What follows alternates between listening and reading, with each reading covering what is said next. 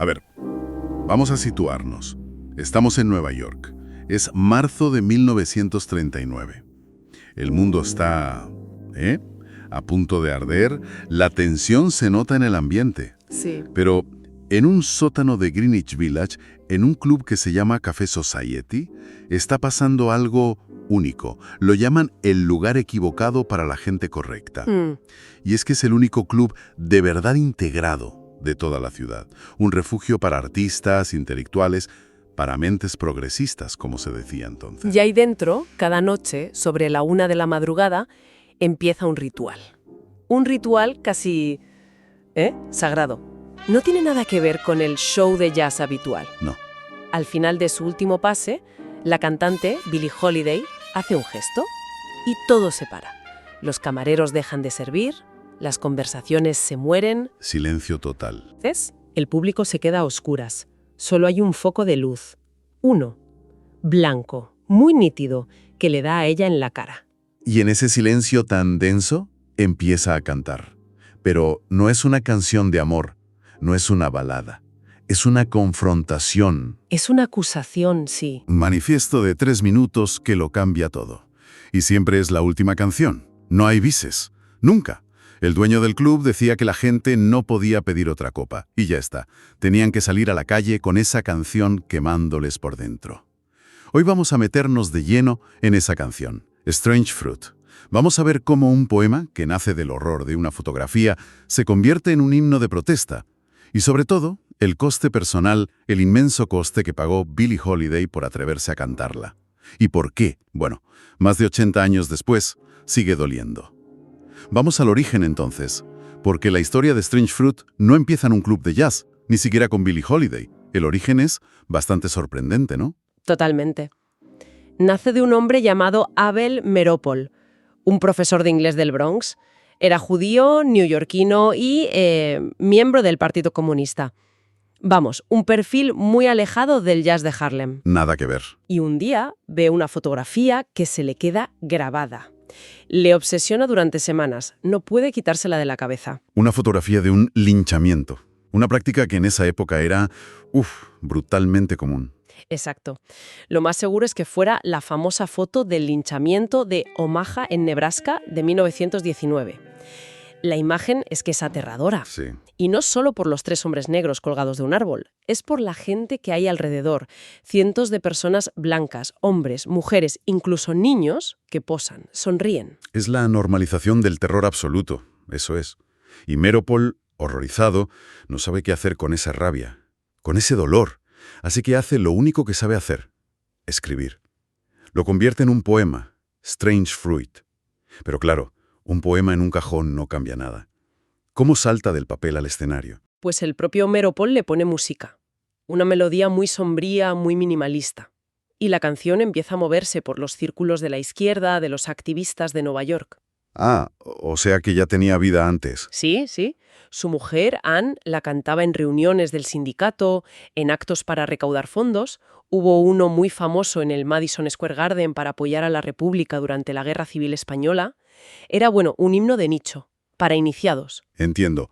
Una canción de un círculo muy politizado, muy concreto. La pregunta del millón es, ¿cómo llega a oídos de Billie Holiday?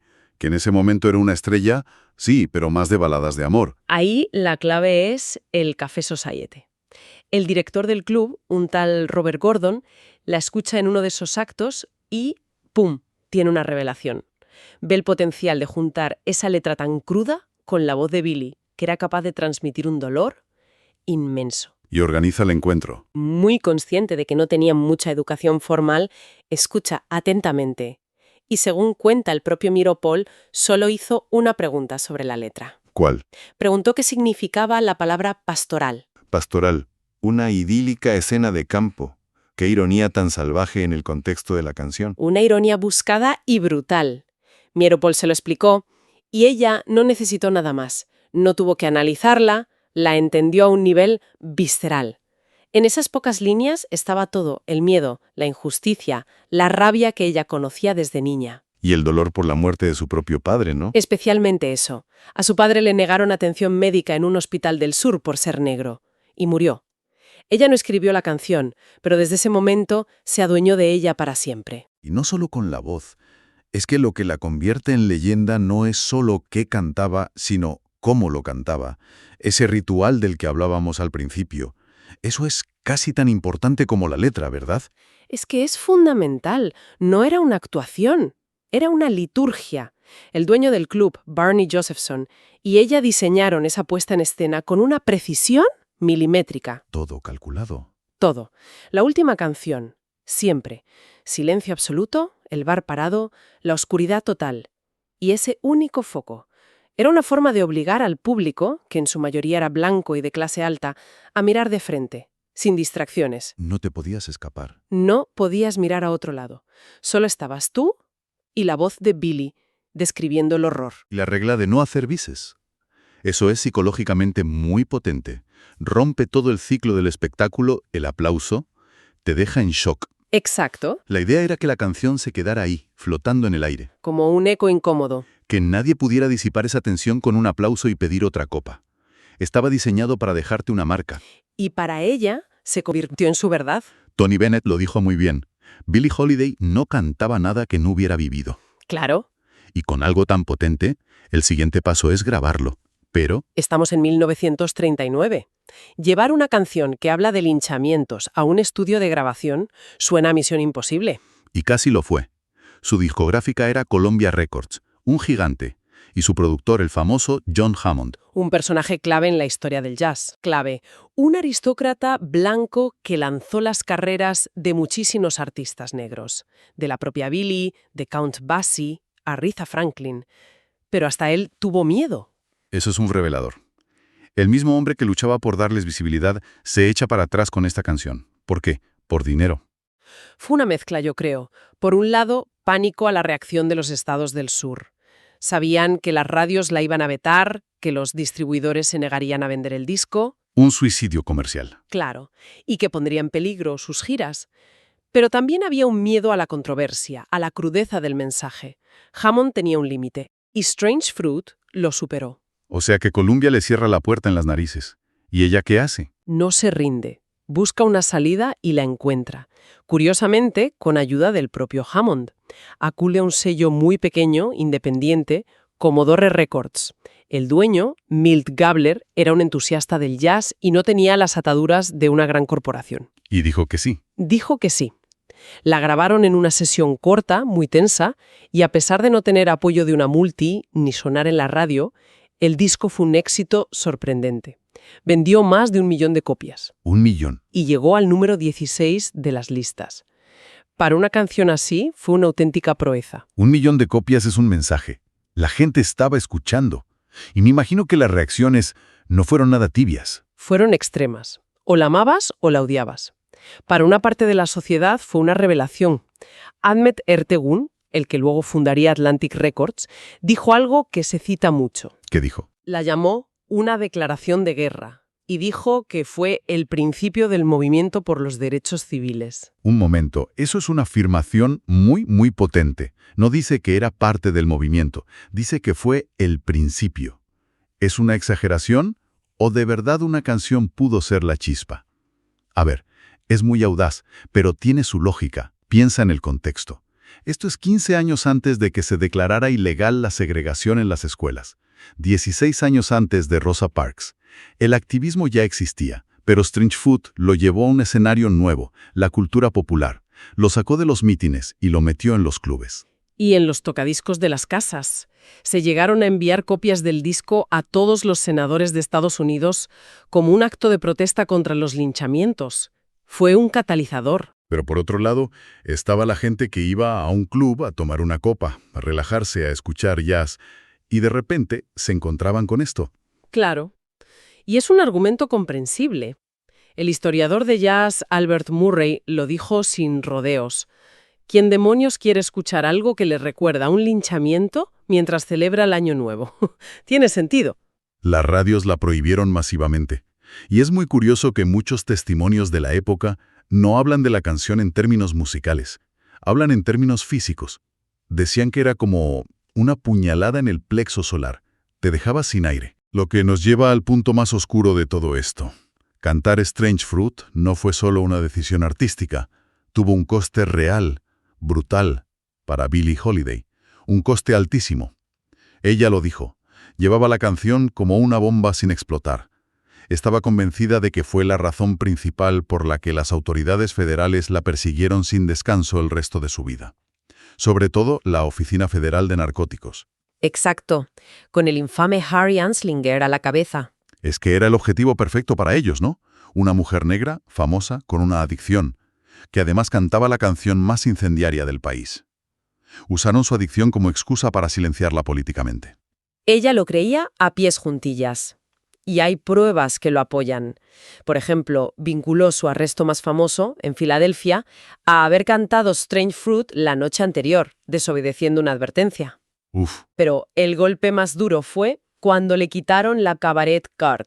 Era una licencia que necesitabas para actuar en cualquier local de Nueva York que sirviera alcohol.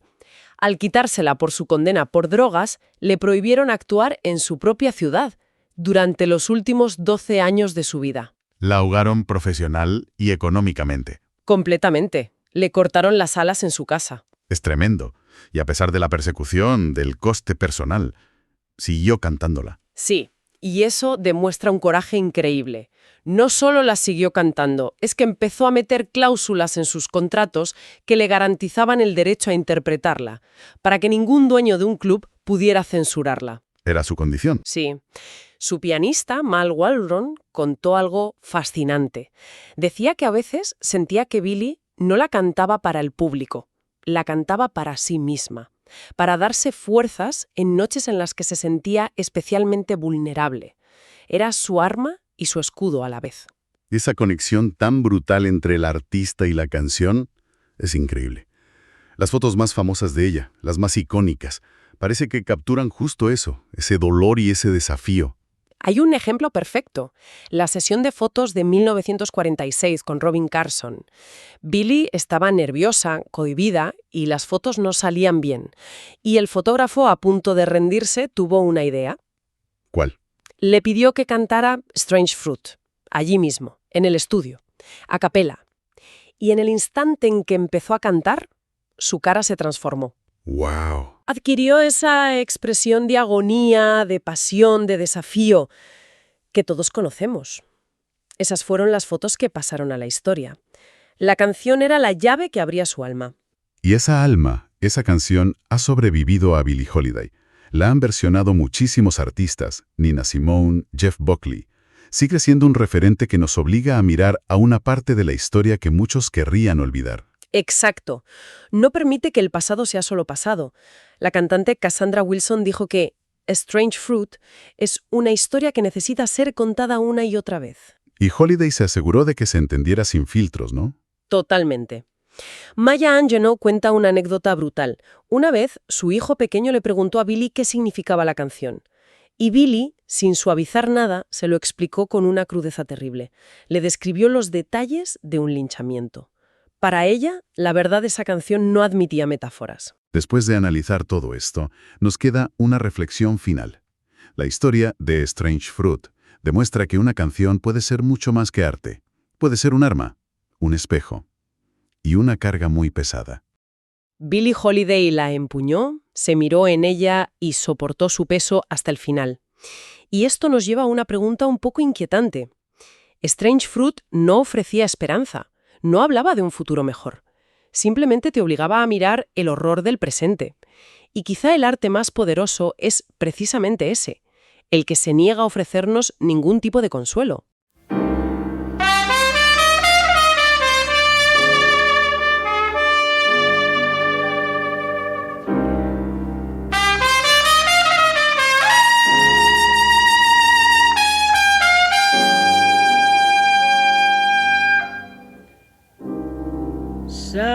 Southern trees bear strange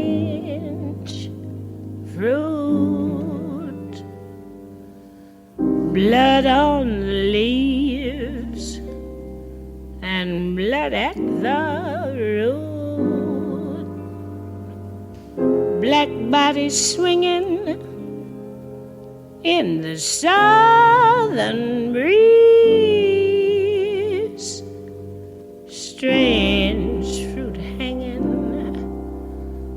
from the poplar trees.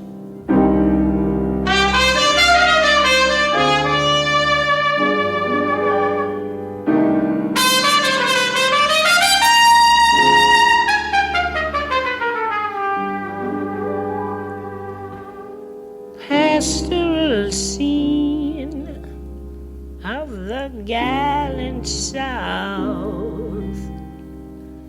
the bulging eyes and the twisted mouth, scent of magnolia, sweet and fresh.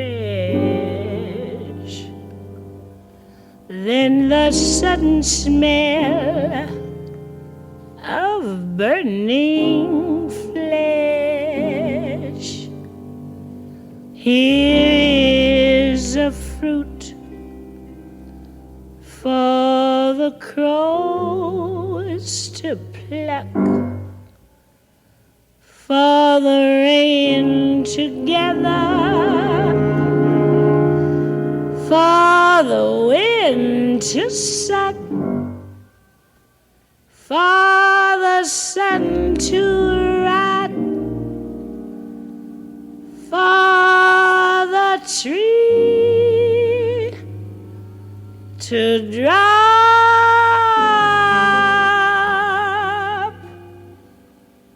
Here's a strange and bitter cry.